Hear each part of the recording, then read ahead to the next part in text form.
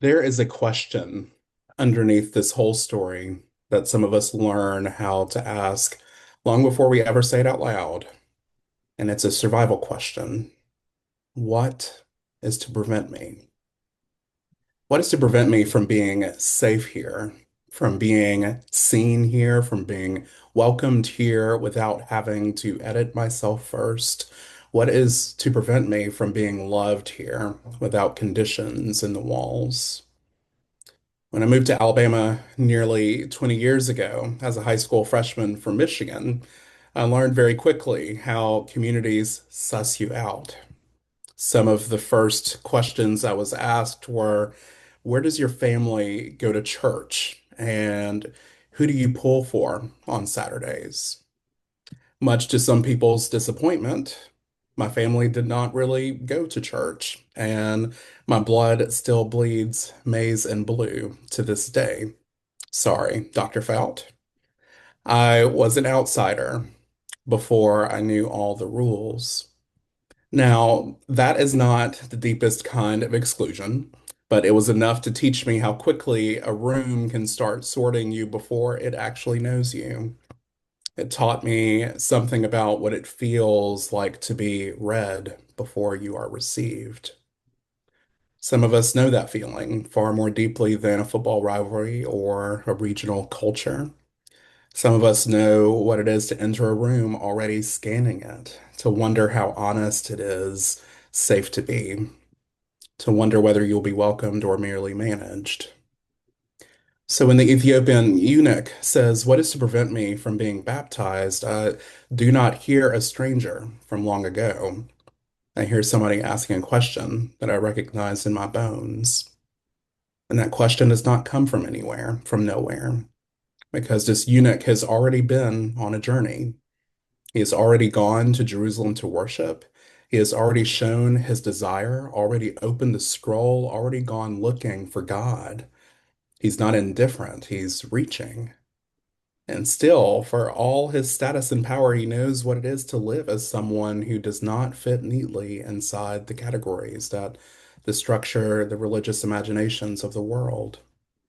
He is visible and vulnerable, important and exposed, a person people can use and still keep at a distance. And where does God meet him? Not in the temple, not at the center, but God meets him on the road. So much of the Christian life happens on that road, the in between, and the place where your questions have outgrown easy answers and your longing has become more honest than your certainty. That is what this season feels like for me in many ways. There is deep gratitude in me for this seminary community, for all the ways that this place has sharpened and challenged me. And I can also feel that I'm being turned towards the road, towards actual people, towards parish halls and hospital rooms and encounters that cannot be footnoted in the moment. And that's where Philip meets us here in this story. The Spirit says to him, get up and go. Then, more specifically, go over to this chariot and join it. Join it. The Spirit does not tell Philip to stand at a distance and form an opinion. The Spirit does not tell him to guard the boundary. The Spirit says, join it. Come near this life. Come near this question. Let the gospel get close enough to have a face and a body and a voice. And he does.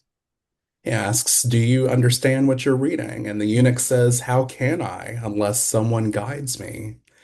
And then he invites Philip into the chariot.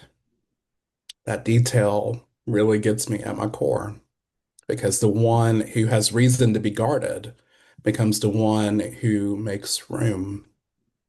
And Philip climbs in. That's ministry. Before it is preaching or title or sacramental leadership, ministry is learning how to climb into the chariot, learning how to come close without taking over, learning how to accompany a person without judgment. The eunuch is reading Isaiah about how in humiliation justice was denied, and Philip from right there proclaims Jesus. Jesus, the one who knows what it is to be shamed, misjudged, exposed, mocked, and abandoned. Jesus, who was denied justice. Jesus, who was cut off, and Jesus, whom God raised from the dead. That is the gospel Philip proclaims on the road. The crucified and risen Christ is God's answer to every system that sorts human beings into worthy and unworthy, belonging and not belonging. So when they come to some water, the eunuch asks the question. It's a question carrying history, memory, and every threshold where someone has had to wonder whether grace will really reach as far as they need it to. It's the question of queer people who have been loved by churches and also harmed by them. It is the question of Black Christians who know how often the church has preached dignity while making peace with degradation. It is the question of trans people, immigrants, poor people, disabled people, incarcerated people, unhoused people, and all those who have learned that welcome can disappear the moment that they become inconvenient. What is to prevent me? And what's so beautiful in this story is that Philip does not place himself in the way. He does not become a gate with a collar on. He does not ask the eunuch to explain his body or become easier for the community to understand. But Philip takes him down into the water because baptism is not a reward for fitting the categories. Baptism is God's act. Baptism is God's claim. Baptism is a church telling the truth with water before the world has a chance to lie to us again. You belong to Christ. You are named by Christ. You are held in Christ. And as I near the end of this season, the formation, I hear this story as a vocation word, not because I'm at the center of it, but because the church is always revealed at the thresholds. You learn what a church believes when someone asks, "What is to prevent me?" You learn what a minister believes when they are standing beside someone whose life does not fit neatly into the expectations of the room. Part of what has formed me for ministry has been the grace of people who knew how to join the chariot with me. People who did not treat my life as an abstraction. People who did not require me to become less particular in order to become more palatable. People who listened, people who gave me room to breathe, people who showed me that accompaniment is one of the holiest forms of love. That is what I want to carry forward because the Spirit still tells us to join it. Join this life, join this grief, join this question, join this wholly complicated human story. Do not stand far off. Do not let fear disguise itself as faithfulness. Do not place yourself in the way of mercy. So when the question comes at the bedside, in the parish hall after chapel, or late in the conversations when someone finally gets brave enough to ask, may we be so seized by the risen Christ that we do not place ourselves in the way.